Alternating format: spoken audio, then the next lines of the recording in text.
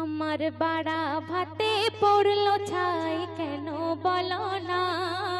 শাশুড়ি মা বলছে আমার বাড়া ভাতে পড়লো ছাই কেন বলো না। আর বিষাক্ত নাগিন হলো রে আমার বৌমা। আমার বাড়া ভাতে পড়লো ছাই কেন বলো না। আর বিষাক্ত নাগিন হলো রে আমার বৌমা। ছাড় পোকার কামড়, ছাড় পোকার কামড় আর তো আমার সহ্য যে হয় না। সারাদিন গুজুর গুজুর করে ডাইনি মা। ছাড় পোকার কামড় আর তো আমার সহ্য যে হয় না। সারাদিন গুজুর